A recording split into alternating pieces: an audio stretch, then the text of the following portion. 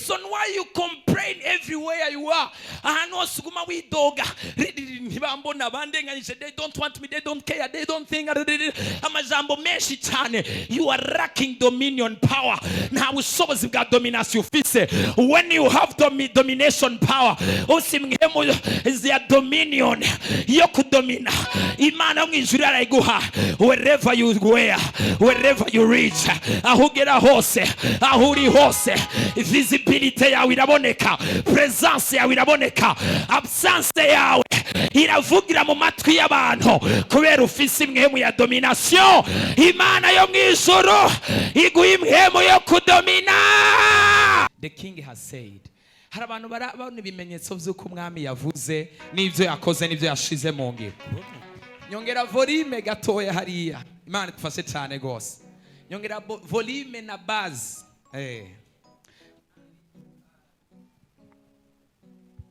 Abantu muri burakeye bishe umuzimu. Ayi microphone ni wacu. Bazimu bame baragazimu. Sinababwiye kwijyana naye. Sinababwiye ko nari nayirukanye dimanche. Kabisa. Ikinyegamirira avuga nti ego. Abazimu bapfu.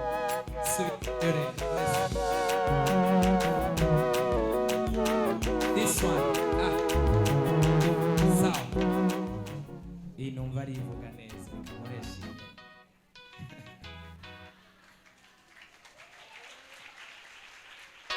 Hallelujah. Hallelujah. Nari nayibwiye ni sinzosubire kukubona ngaha dimanche. Ariko ubuko habonetse mugenzi wayo turayibabariye irashobora kugumagana. Reka dusome ijambo ry'Imana igitabo c'abami ba kabiri umurongo wa 4 igice ca 4 guhera ku murongo w'8 kugeza kuri 16 kubera ari mirongo itari mikeya gerageza kuyihuta. Dusome mu izina ry'umwami wacu Yesu Kristo. Amen. Iby'umugore w'Ishunemu n'umwana wiwe. Umurongo w'8. Umunsi uri izina Elisa agishunemu. Kandi hari umugore w'umutunzikazi. Hari umugore w'umutunzi apana w'umukene w'umutunzikazi. Aramugobera ngo muzimane. Aramwinginga, please ndagomba dusangire dinner ndakuzimana.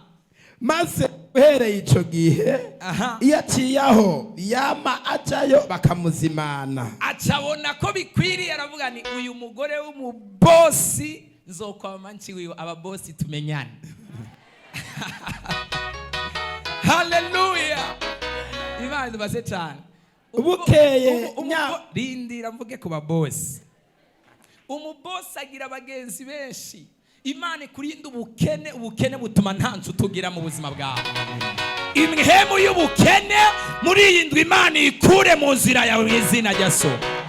Muri indwi Imana yirukane mu izina rya Yesu. Imana iguhindura umubosi. Umviriza, muri indwi narababwiye ati Imana yarambariye ngo ntacyo bitwaye ibyo wataje, ibyasesetse, ibyazimiye, ibyazimanganye, ibyatakaye. Imana yarambwiye ngo ntihararengerana ko amazina yawe n'amateka yawe ashobora guhinduka. Ababosi bari hano batere haleluya. Haleluya. Mani dufashe cyane gose. Yarinjiye mu nzu asanga mu nzu ni kwa boss avuga ni uyu muntu nzokwama ndahaca. Yesu natufashe cyane. Iyo umubosi umuntu aguhamagara kubaza amakuru ntago bashobora kukubaza amakuru atakintu ufise. Baba bayazi kari mabi ntago baba basanzwe babizi. Canke satagenda canke nta nayo bitaho kubera utari udafise. Narababwiye ngo this is international language. Ururimi rwose wovuga kwisi. Ugeze mu Bushinwa ukagira uko baca bamenya icyo ushatse kuvuga. Ugeze mu Buhinde ukagira uko baca bamenya icyo ushatse kuvuga. Ugeze mu Burundi ukagira uko. Muri Kongo ahantu hose ugize uko baca bamenya icyo ushatse kuvuga. This is international language. Ururimi ruri international. Imana irugukubite ruguhuze n'abandi rukugeza ahandi. Hallelujah.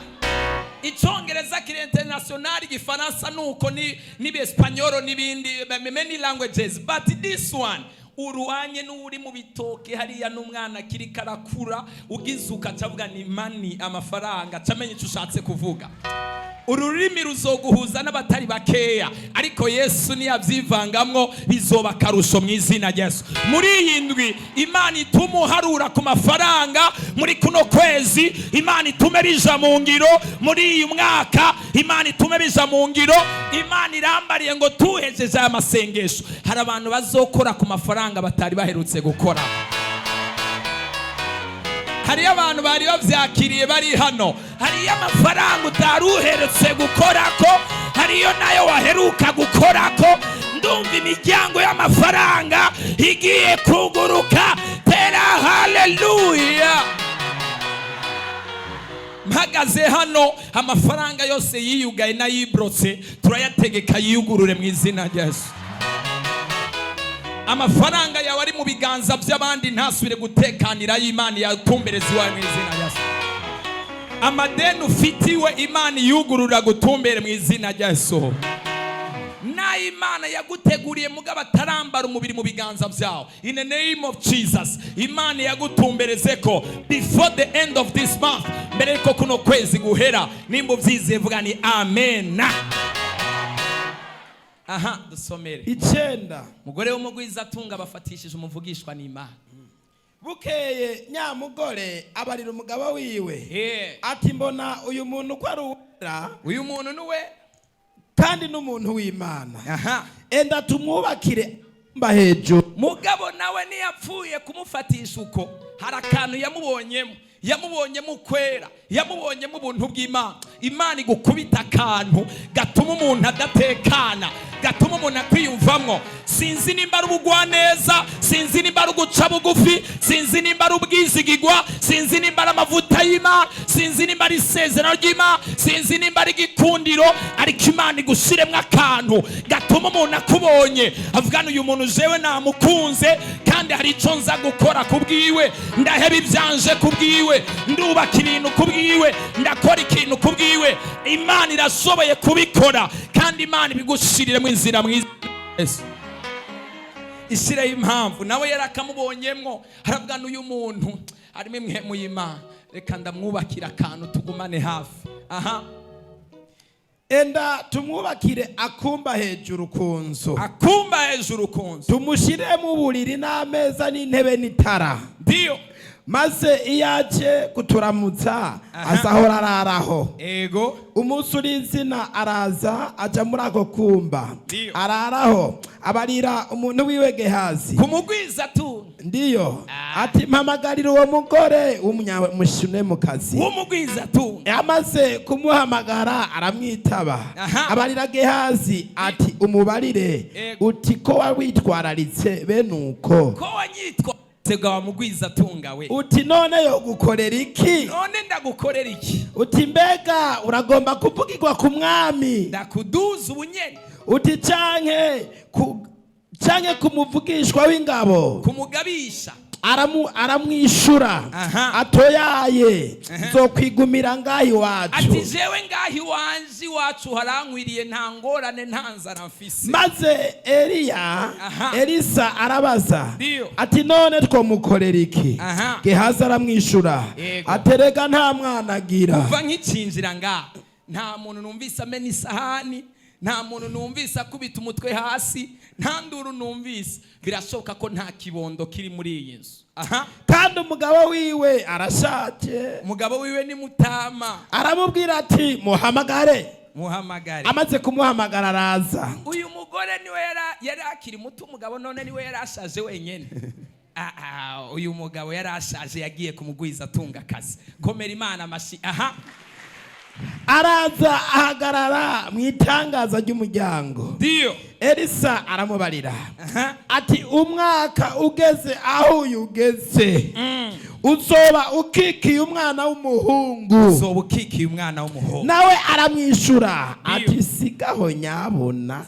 Usigaho asigaza sigara muntu w'Imana reka kumenda. Gezaho nyene dukomera Imana amashito vyagira.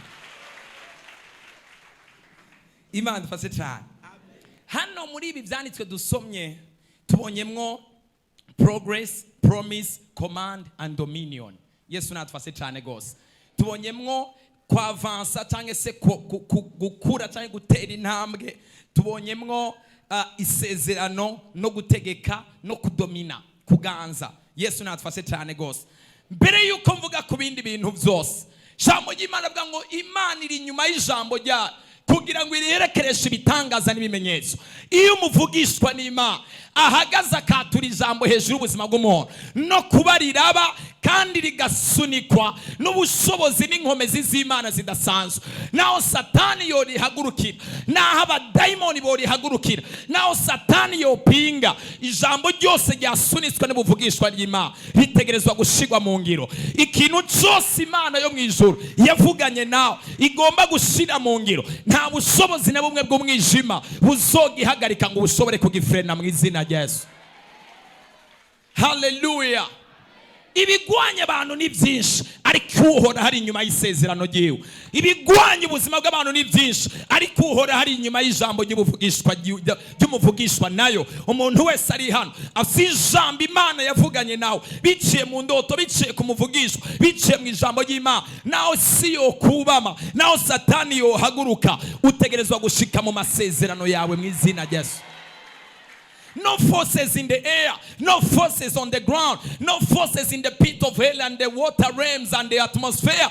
Na mhemu bizo mu kirere no mu mwijima ni kuzimu, hamwe no mu mazi, hamwe no mu birere bitandukanye, zishobora kugira inkomezi zo guhagarika umuntu yavugiwe ijambo n'Imana. Kandi muri iyi ndwi umwami yavuganye natwe kwaje guhaguruka gukora igitangaza, agahindura amateka y'ubuzima bwacu, akatwibuka. Kandi yavuze nta kintu na kimwe gishobora kumuvuguruza. Nimba turi kumwe yongera utere kandi haleluya. Imana irambiye ndakubarire muri uyu mwaka uzosarura cyane, uzokwimbura. Yesu natufashe cyane gose. Haleluya. Niko ndabona kuri agenda na kalendari ya Satani yari yateguye amatariki yo kukubabaza no kugukomeretsa bikomeye. Ariko Imana irambariye ngo hari urubanza Satani yagomba gushiraho ariko Imana irarukuyeho. Kandi muri uyu mwaka kuzonezererwa umunezero waheruka kunezererwa kera cyane mu bwana bwawe. Uzogira umunezero gushikaho ibizunguzungu bigufata. Imana yo mu ijuru ishireho umunezero mu izina rya Yesu hejuru y'ubuzima bw'umuntu wese ari hano. Imana yo mu ijuru yuguruye umunezero muri uyu mwaka, ishizeho impamvu yo kunezererwa kugura urubyaro rwawe, yongeye amahirwe mashasha ku rubyaro rwawe. Nimba uri hano ngera utereye ndi haleluya. Imana idufashe cyane gose. Icyo ngomba gusoma hano cya mbere ngomba kuvuga ko when you encounter the voice of God, when the God speaks, when the King speaks, in the Kairos moment, you enter in the realm of progress and command and dominion. Iyo umwami w'amahoro avuze akavuga mu gihe cya Kairos, imigihe cya Kairos bisigura mu gihe cy'Imana cyo gushira mu ngiro icyo yari yarategekanyije ku buzima bwawe. Season of Kairos, icyo gihe cy'Imana cya Kairos utangura kwinjira mu kirere cya progress, utangura kwinjira mu kirere cyo kubandanya, ukinjira no mu kirere cyo gutegeka, gukomandinga, ukongera no kwinjira mu kirere cya dominion, cyo kudomina mu izina rya Yesu Kristo. Nk'uko umwami Imana yavuganye natwe muri iyi ndwi idasanzwe, uhoraho avuga ijambo, winjire muri Kairos yawe, winjire mu gihe cyawe, winjire muri periode yawe, winjire mu masezerano yawe. Kandi umaze kwinjira mu masezerano yawe, umugisha ntuhagarare. Hariyo umugisha kuguruka, ariko hariyo umugisha kubandanya. Progress is the movement of something that is moving forward. Iterambere ni movement y'ikintu runaka kiko kirabandanya, kitera, cyavansa, kigera kure, kidashobora guhagarikwa n'ikintu na kimwe. Iyo umwami Imana avuze avugira muri Kairos, akavugira mu gihe cyayo, atuma iterambere riza, ugacuba no mu gihe cyo gutangura gutegeka, ukinjira no mu gihe cyo kudomina. Ndatuye mu izina rya Yesu.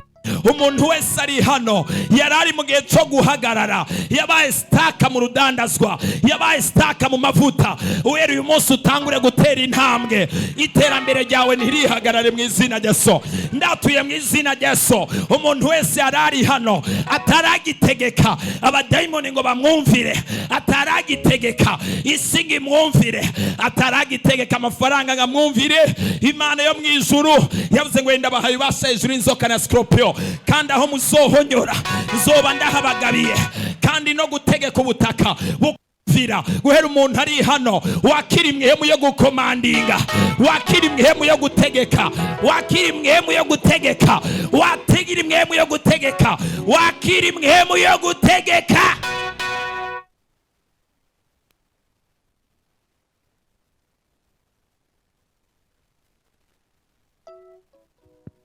Wakiri mhemu yo gutegeka mu izina rya Yesu. Wakiri mhemu yo gutegeka mu izina rya Yesu. Guhera uyu munsi iyo nyota itava ku Mana uyitegeka iva imbere yawe mu izina rya Yesu. Guhera uyu munsi amageragezwa yose uyategeka iva imbere yawe mu izina rya Yesu. Guhera uyu munsi imhemu mbi zose zari imbere yawe uzitegeke ziva imbere yawe mu izina rya Yesu. Guhera uyu munsi ibikorwa byose by'umwijima umwami Imana avuge,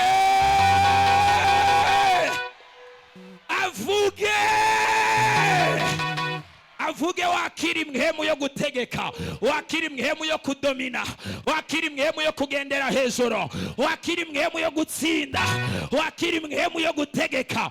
Ndategetse mu izina rya Yesu. Umuntu wese ari hano, when you enter in your home, ukiri hano utangure gufata igeragezwa ryawe, utangure kuritegeka, urigire ni wageragezwa.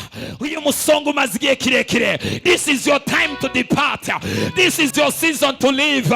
Rekura ubuzima bwanje. You have no legal right on my body. Nta bubasha ufise ku mubiri wanje, kubera umwami yagize gute? Umwami yavuze, kandi yavuze iterambere riraboneka. Ikintu cyose kiriko kiraba impamvu yo guhagarika umugisha na muvuma y'umuhezagiro wawe, Imana igikura imbere yawe mu izina rya Yesu. Imana igikura imbere yawe mu izina rya Yesu. Imana igikura imbere yawe mu izina rya Yesu. Imana igikura imbere yawe mu izina rya Yesu. Wakire n'imhemu yo gutegeka, wakire n'imhemu yo gutegeka. Ndagomba guhera uyu munsi abagabo n'abagore bari hano batangure gukorera mu kirere cyo gutegeka. Abadayimoni baguteye indoto mbi utangure kubagereranya, therefore you have no right. Ubuzima bwanje buranyegejwe mu maraso ya Yesu Kristo, ubuzima bwanje buranyegejwe mu buntu bwa Yesu Kristo. Ndagutegeka, leave the part of my family. Rekura igice cy'ubuzima bwanje. Ariko abagiye gutegeka barihe batere haleluya. Imana idufashe cyane gose. Yesu nadutabara. Haleluya. Haleluya. Haleluya. Commanding is not begging. Gutegeka ntago ari gusaba. Sometimes we need to move in the realm of power of commanding. Ukagenda mu kirere cyo gusenga utegeka. No more saying I beg, I cry. Hari gihe cyo kurira, Mana turakwinginze, Mana turagusabye, do this and do that and do that. Ariko hari n'ikindi gihe cyo kugiranira ubusabane n'Imana bwo ku rwego rwo hejuru, ikaguhereza authority, ikaguhereza dominion, ugatangura kuja imbere y'ibintu ugategeka. You command the first one moves in front of you, you command the second one, you command the third one, you command the fifth one, you command the fourth one, you command. Turategetse n'izina rya Yesu ikintu cyose cyari imbere yawe umwasi yashizeho kiva imbere yawe n'izina rya Yesu. Ndategetse n'izina rya Yesu iyo ngwari ihagarare n'izina rya Yesu. Ndategetse n'izina rya Yesu iyo nyatsi nawe mablokaje bihagarare ngizina. Hallelujah. Imana dufashe cyane gose. Mpindukiriza this one little indabe hano. Yesu natufashe cyane. Imana dutabare cyane gose. Hallelujah. So icyakabiri, you walk in the realm of dominion.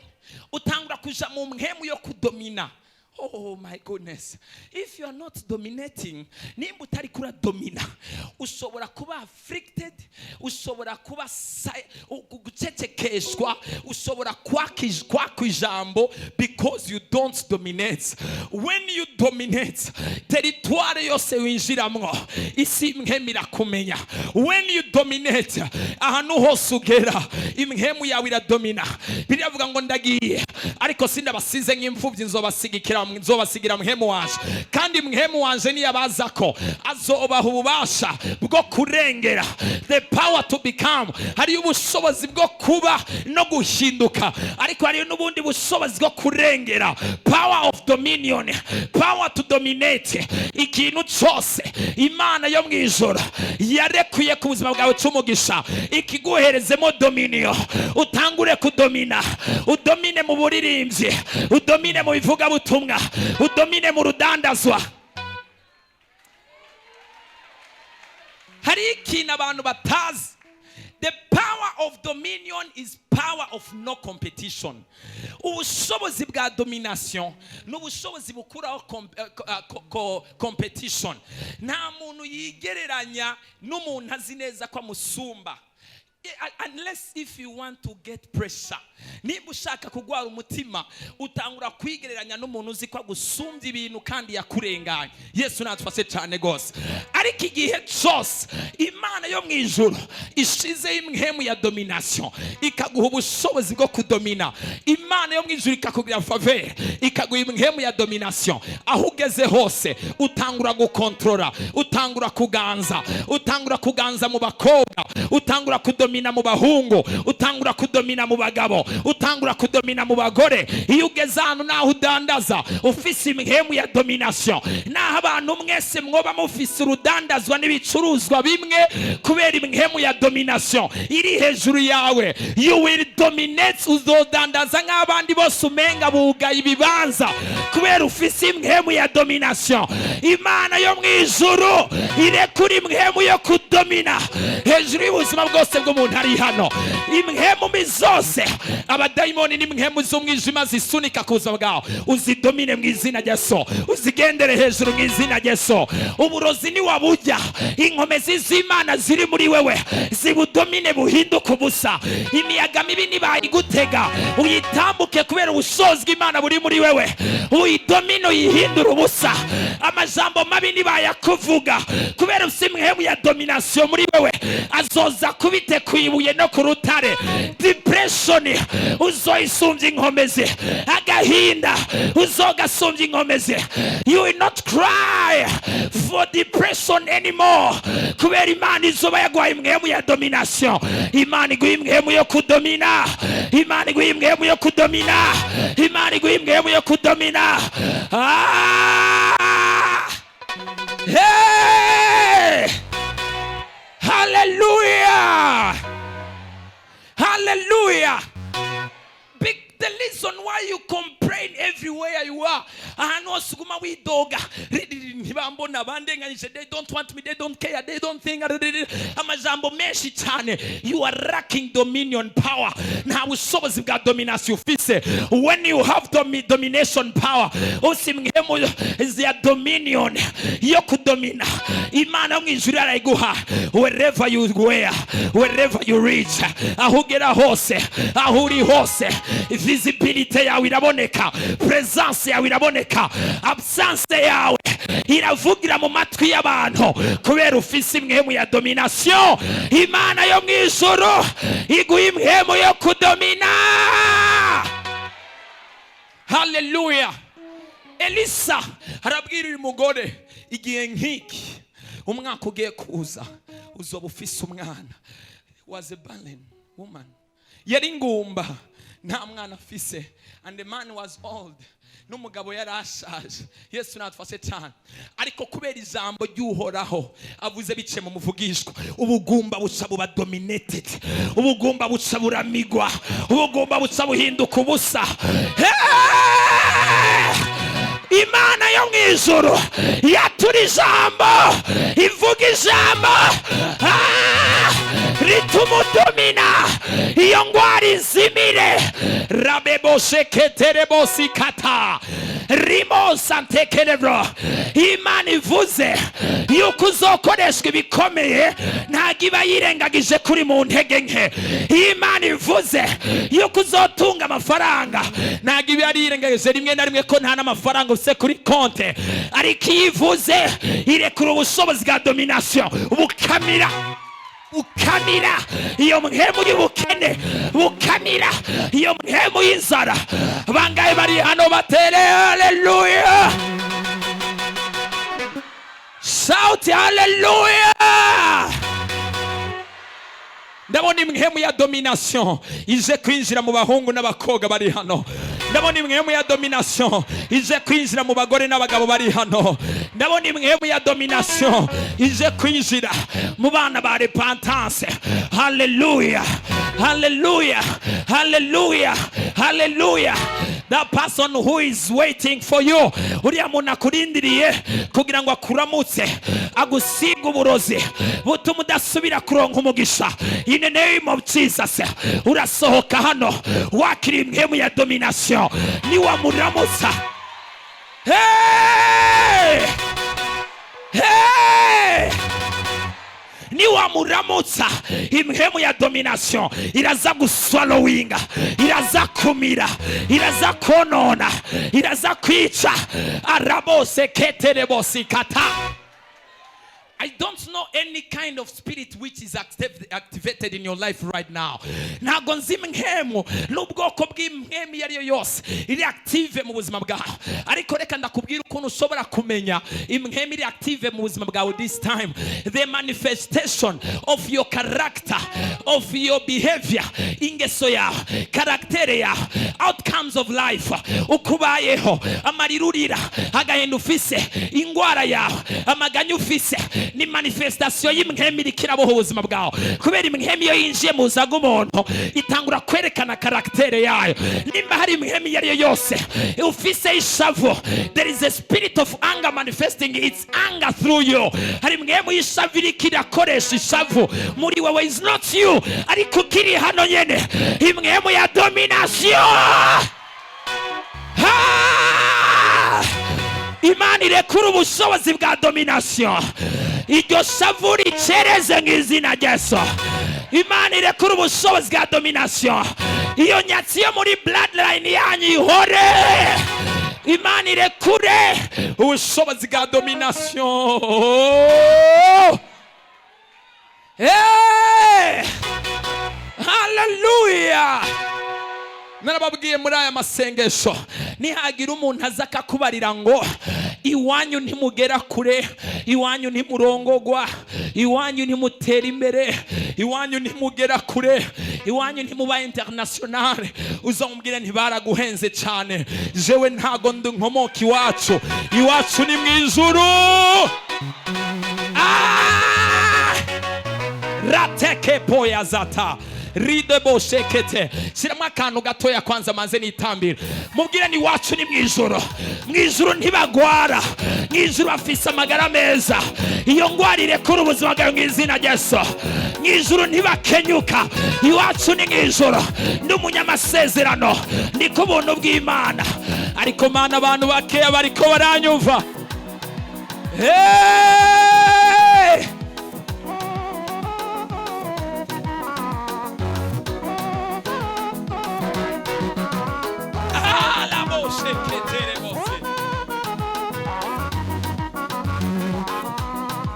Hello.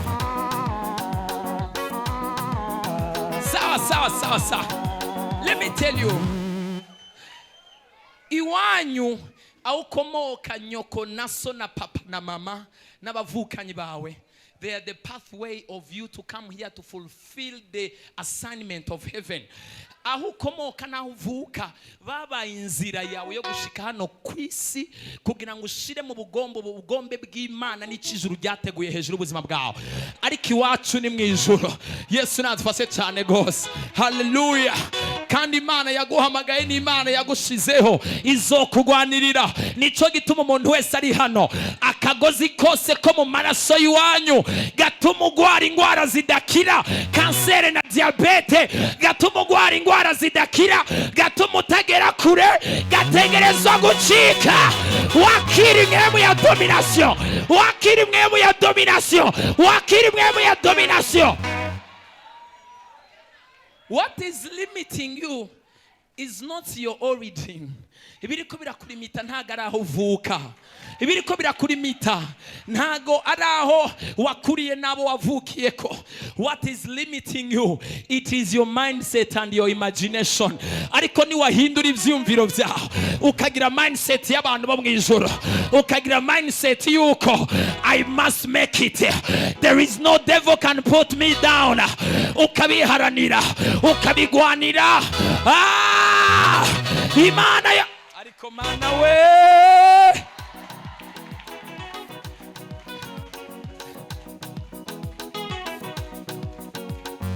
hallelujah. Aramubwira ati the season which is coming, the time like this one, uzoba ufise umwana. Ako kanya ubugumba buca burumvira. Nimba hariho umusozi w'ubugumba utangura kuzugumira. The king has said, umwami yavuze dutegerezwa kuhava. Occupation twariko turokipa, it is no more a comfort zone. Nago kikiri kibanza cacu cyo gutekaniramo no gutuza. I speak as a sound of the sound which sounds like and thunder like lightnings. Ndatuye n'izina ry'ubushobozi in the name of Jesus. Umwami yavuze ubugumba bwo mu mwemu butegerezwa guhagarara. Umwami yavuze ubuzima butagira iterambere butegerezwa guhagarara. Umwami yavuze iyo ngwara itangure gushakinga no gusohoka mu maraso yawe. Nimba wizera tela ha. That's why I have this belief and understanding and knowing yuko if my God is my father and I am his son, I can't beg for power. Yes, not for Satan goes. Nimba Imana ari papa wiwanje kandi nanje nkaba ndi umwana wayo, ntago nshobora gusaba no gusaba ubushobozi anyhow ngishobore kubunyima. Kubera umwana w'intare ntago arinda gusaba nyina we kugira ngo atontome, yarabivukanye, was born to roll. Na unari hano yotela hallelujah, tela hallelujah. There is power within our bones. Hari ubushobozi bw'Imana muri twebwe, hari imbaraga z'Imana muri twebwe. Nimba uri umwana w'Imana, if Jesus is the brother and the God is our father, we are not going to beg for power. Ubushobozi bw'Imana butegerezwa kuba active, kandi umwami yavuze muri kuno kwezi every obstacles must be removed in the name of Jesus. Inzitizi zose zitegerezwa gukugwaho. Inzitizi zose zitegerezwa gukugwaho. Limitation zose zitegerezwa gukugwaho. Uburimbi bwose butegerezwa gukugwaho. Mana nijeje nyine ndiko ndumva rino jambo canke nawe rikorera guhezage. Come on, hallelujah. Hallelujah. Hallelujah. The son of lion cannot beg his mother to roar. Ivuka yarize muri yo, within him harimwo kulowalinga. Irarowalinga igakoma induru ahubwo ko igenda ikura, igenda imenya experience, imenya ama strategy, yaguka ijwi ryayo riduga, ijwi ryayo ryavansa.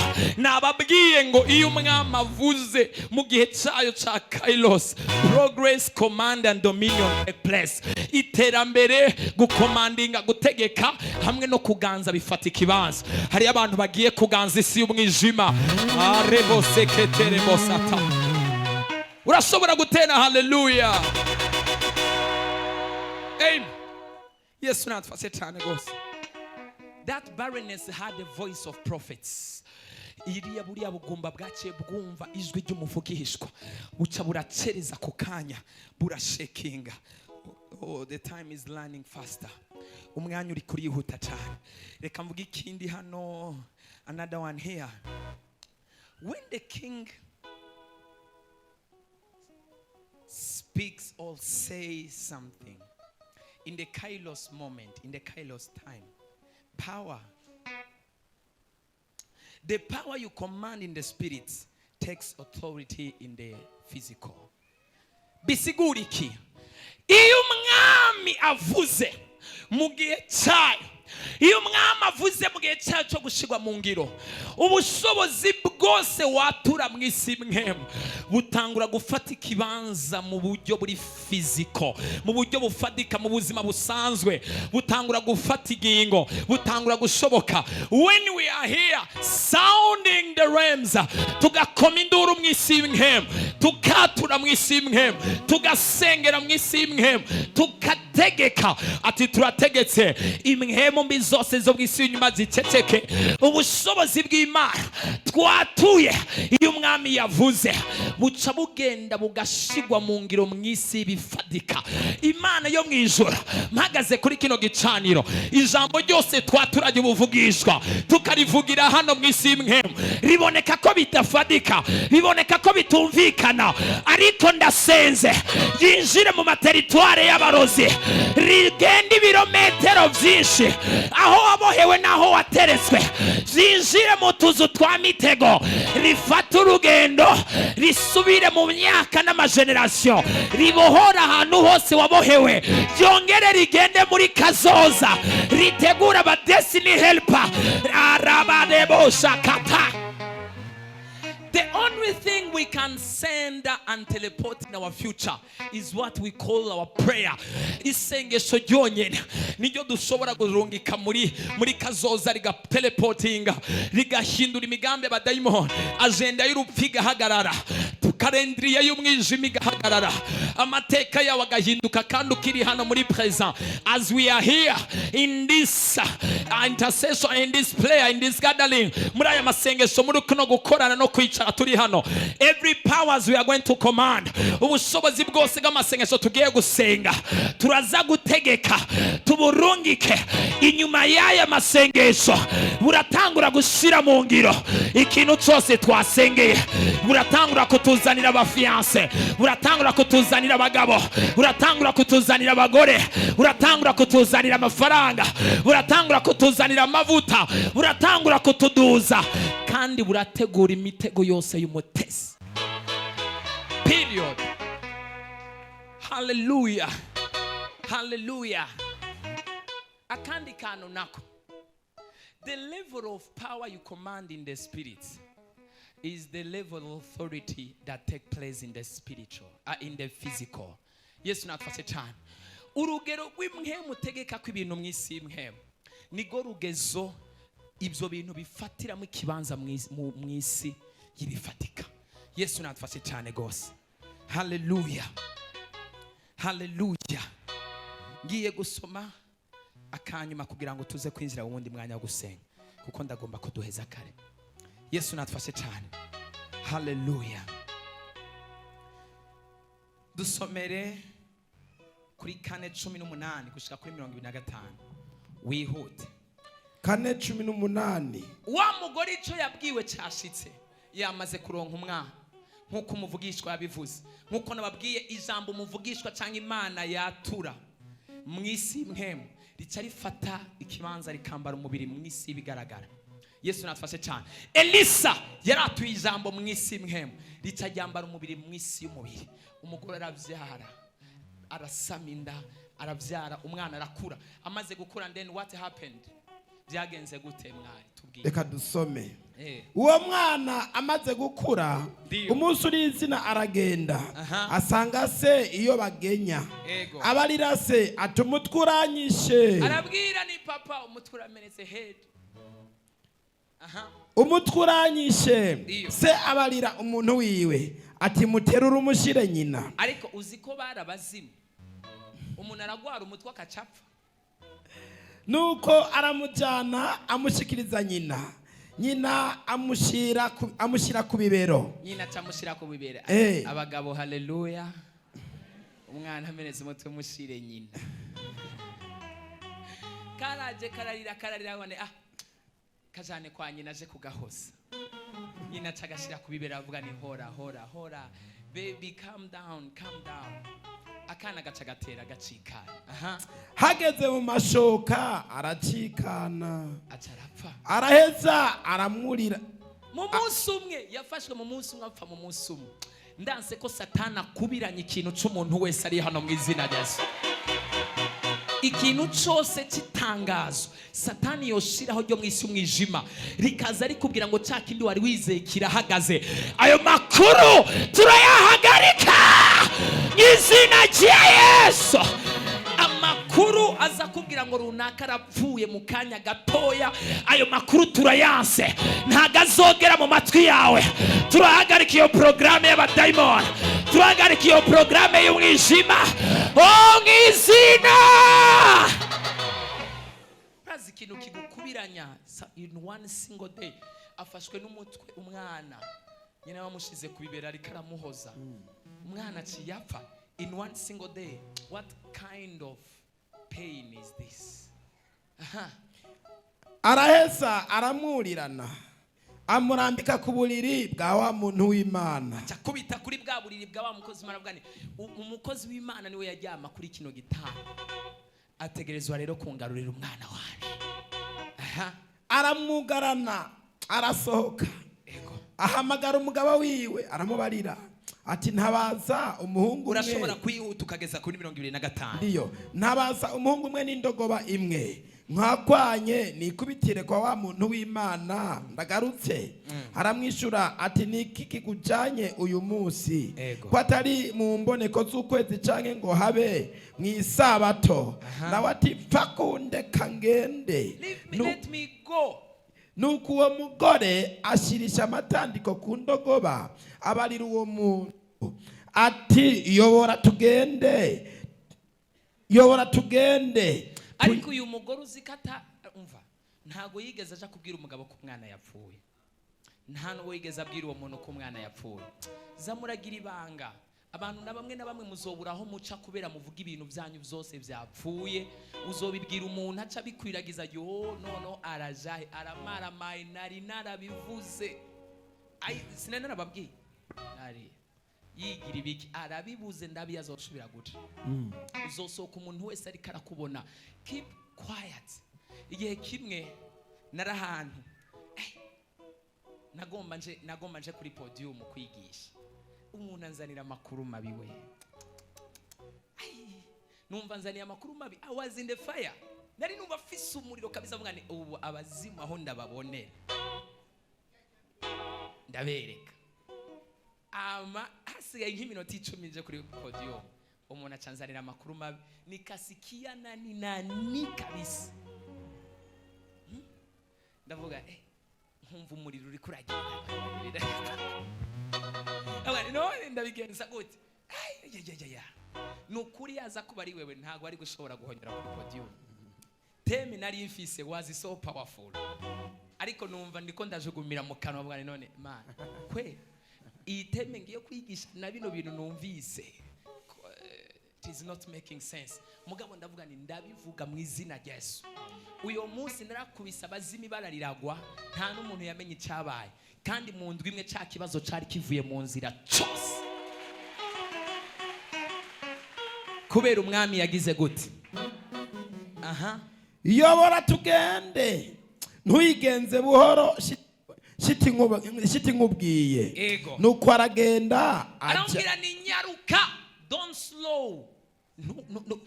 Usinipunguzie mwendo mugani w'uburaho. Ntugabanye bandanya akariro oakserere wihute ntuhagarare. Yesu natufashe cyane gose mu gihe cy'ibibazo no kubona Satani yahagurutse reka kuja mu cyumba ngurire cry and cry. Your tears is nothing. Amarira yawe nta kintu kimwe avuze ku isi y'umwijima.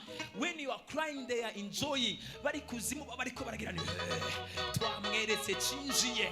He is crying. Umuzimu yaguteje izo ngorane bariko bamwambika amapete bamuhereza amapete avuga ni good job, you did well. Now uri kurarira mana kuberiki. Stand, confront that demon.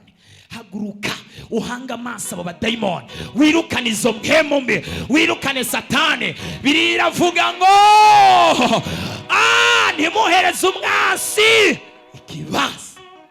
Uyu mugore avuga ni ntago ngiye kuririra umwana wanje. I'm going to look for the prophet who gave me my son. Nuko aragenda atiyo wa muntu w'Imana ari ku musozi Karumeli. Uwo muntu w'Imana amubonye akiri kure abarira umuntu wiwe Gehazi ati nguriya wa mugore umunyamushenemu enda irukanga muhuru mubaze uti namahoro uturagumye n'umugabo wawe n'umwana. Amubatije aramwishura ati namahoro. Simbira kuri 29 29. Elisa abarira Gehazi ati kenyera wabira inkoni yanje ugende nihagira uwo muhura imuramukanye. Mbere yuko dusoma uyu mugore iyo ataza kugira kumenyana n'umunyenkomezi n'umunyabushobozi abadayimoni bari bishe umwana wiwe. So this is what I'm going to say here. When you don't have the fire and the power of God, you watch your dears, your beloved one, your loved ones being afflicted by the devil helplessly. Iyo udafise ubushobozi bw'Imana, iyo udafise inkomezi z'Imana, uraba abantu bawukunda kandi unezererewe bababazwa bicwa n'abadayimoni, bababazwa na satani, bababazwa n'inyatsi, bababazwa n'ubukene, bakubitwa hasi n'umwijima. Helplessly ni kubiraba atakintu na kimwe ushobora kubikorako because you are powerless. Imana yo mwijuru ikurinde kubaho udafise ubushobozi. Aho ugeze hose ubushobozi bw'Imana budomine. Wambara ubushobozi bw'Imana muri aya masengesho. Abi wawe ntibazobaho nabi. Imihemi izohagurukira abi wawe uzoyishira hasi. Hallelujah. Yesu natwase cyane. Hano hari abantu iyo bataza ko bari connected kandi banyegejwe ku gicaniro gikomeye cy'ubushobozi bariko barapfuye since before kera cyane barapfuye, but the power is speaking for them.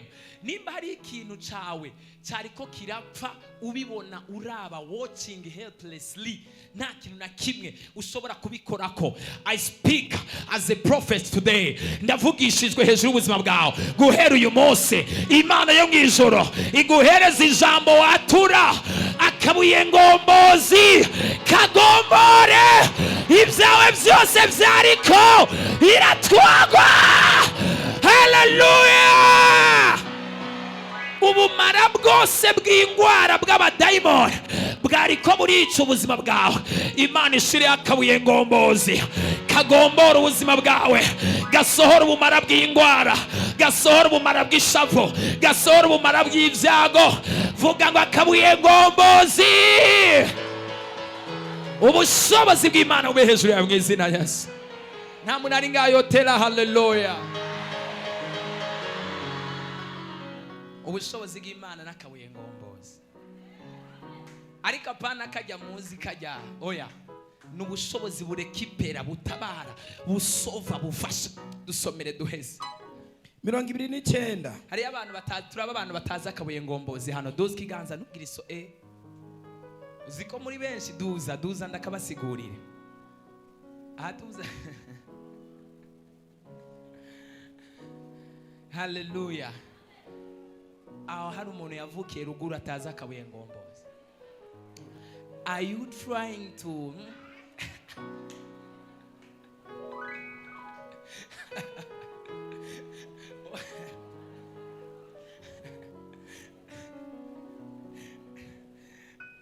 Imana dufashe cyane. What are you trying?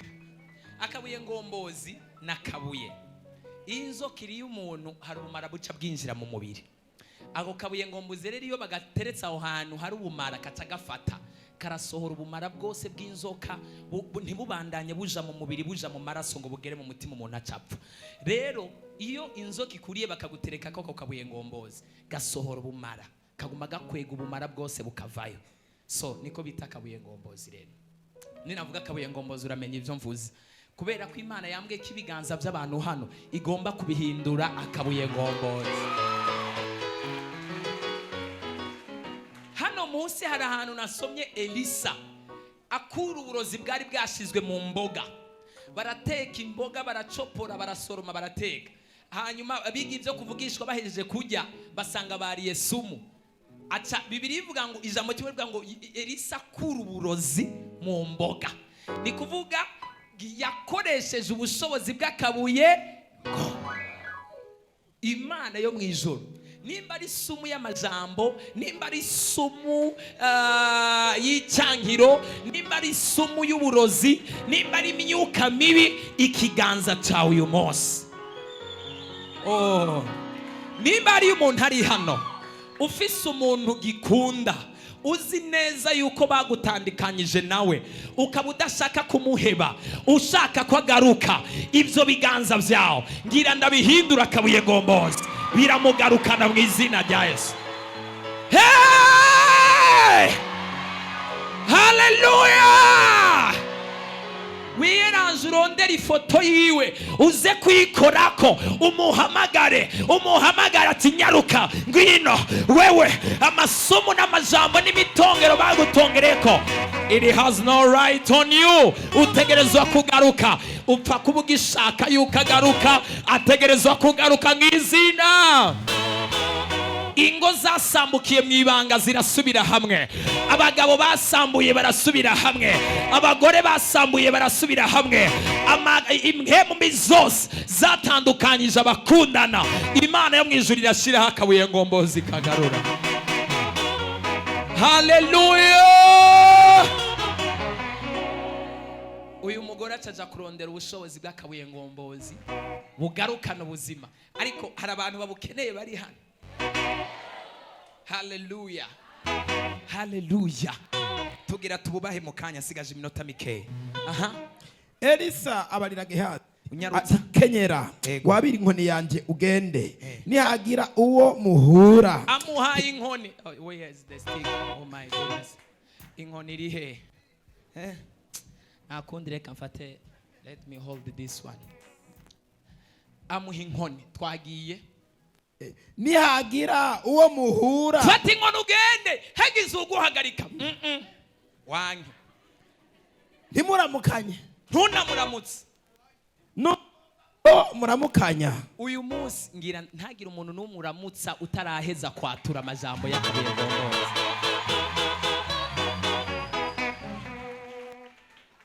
Ariko uzi abantu ko ata makuru bafise, uzikata amakuru mufise, ndiko ndayabaha, ndiko ndabaha amakuru. Umwami yavuze. Hallelujah! Sinabwiye when the king speaks, iyo umwami avuze atanga direction, agatanga destination, agatanga explanation, ukuntu ibintu bigenda, agasigura ibintu byose. Arambwira nifata inkoni yanje, genda ugenda uje gukoza ku mwana. Uriya mwana ntihagire umuntu n'umuramutsa mu nzira, condition ntihagire n'ukuramutsa niyakuvugisha ubandaye, continue, ntihagire n'umuramutsa. Yesu natufashe cyane. Hallelujah. Nimba umviriza, hariho umuntu ufise ifoto ukiri hano uze kwatura ko amajambo kuri iyo foto. Nimba ari impapuro ziri muhira ziparasera cyangwa zitongo, ibiganza bya bigira bihinduka akabuye ngombozi, uraza kugenda urambike ko ibiganza ugarura. Nimba ari ikintu cyaco cyose cy'imitongero cyatongere ku kintu cyaco cyose, urafata ikintu nka example, ni wagera muhira korako watura, condition ntihagire umuntu n'umwe uramutsa gushika ugeze muhira.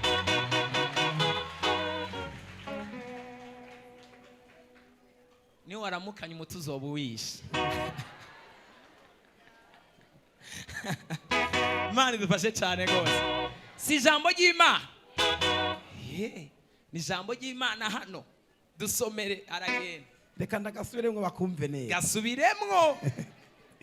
Elisa abarira Gehazi ego ati kenyera wabira inkoni yanje ugende nihagira uwo muhura ntimuramukanye nugomba ko muramukanye ntumwishure nuza kuramutsa nebwa amahoro amahoro uheze urambike iyo nkoni ku maso tugende ukoze ku maso y'uwo mwana y'umuvyimba y'uwo mwana 30 nyina w'uwo mwana aramubarira ati ndahiye uguhoraho kuhoraho nawe nyene ndakurahiye simbira kuri 33 33 nuko yinjiye nuko uyu ni Elisa nawe yaciye hagera amaze kuhagera arinjira indani nuko yinjiye yiyugara na wenyene. Aha rero naka ndashaka mukandike nimukibagire Elisa atarinjira aho umwana ari acariyugarana indani